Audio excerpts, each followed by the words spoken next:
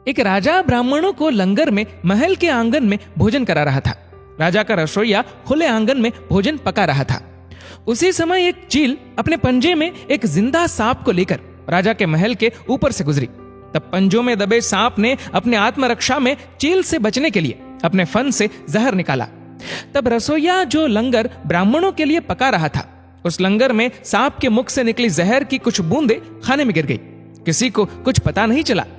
फलस्वरूप वह ब्राह्मण जो भोजन करने आए थे, उन सब की जहरीला खाना खाते ही मौत हो गई।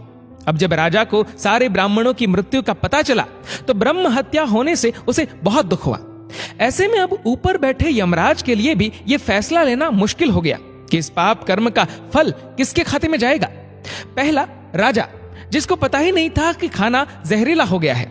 दूसरा, रसोइया जिसको पता ही नहीं था कि खाना बनाते समय वह जहरीला हो गया है। तीसरा, वह चील जो जहरीला सांप लिए राजा के महल से गुजरी। चौथा, या वह सांप जिसने अपनी आत्मरक्षा में जहर निकाला।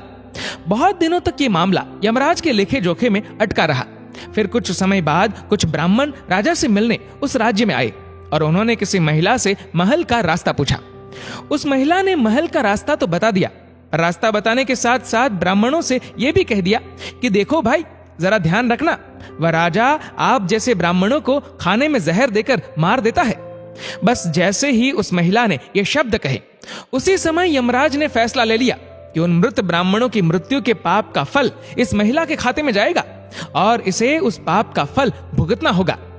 यमराज के दूतों ने पूछा, प्रभु ऐसा क्यों, जबकि उन मृत ब्राह्मणों की हत्या में उस महिला की कोई भूमिका भी नहीं थी। तब यमराज ने कहा कि भाई देखो, जब कोई व्यक्ति पाप करता है तब उसे बड़ा आनंद मिलता है, पर उन मृत ब्राह्मणों की हत्या से ना तो राजा को आनंद मिला, ना ही उस रसोइये को आनंद मिला, ना ही उस सांप को आनंद मिला और ना ही उस चील को आनंद मिला। पर उस पाप कर्म की घटना का बुराई करने के भाव से बखान कर उस महिला को जरूर आनंद मिला। इसलिए राजा के उस अनजाने पाप कर्म का फल अब इस महिला के खाते में जाएगा। बस इसी घटना के तहत आज तक जब भी कोई व्यक्ति जब किसी दूसरे के पाप कर्म का बखान बुरे भाव से करता है, तब उस व्यक्ति के पापों का हिस्सा उस बुराई करने वाले के खाते में भी डाल दिया जाता है। अक्सर हम जीवन में सोचते हैं कि हमने जीवन में ऐसा कोई पाप नहीं किया, फिर भी हमारे जीवन में इतना कष्ट क्यों आया। ये कष्ट और कहीं से नहीं, बल्कि लोगों की बुराई करने के कारण उनके पाप कर्मों से आया होता है, जो बुराई करते ही हमारे खाते में ट्रांसफर हो जाता है। इसलिए सावधान रहे।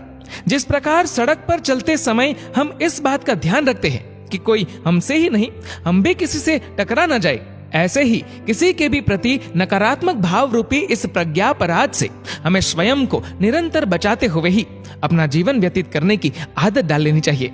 क्योंकि हमारे शब्द, हमारे कार्य, हमारी भावनाएं, ये विचार ही हमारे कर्म है। इसलिए इन कर्मों से डरे। ईश्वर तो माफ कर सकते हैं, पर कर्म नहीं। जैसे बछड़ा 100 गायों में भी अपनी मां को ढूंढ लेता है, वैसे ही कर्म भी अपने कर्ता को ढूंढ ही लेते हैं। दोस्तों,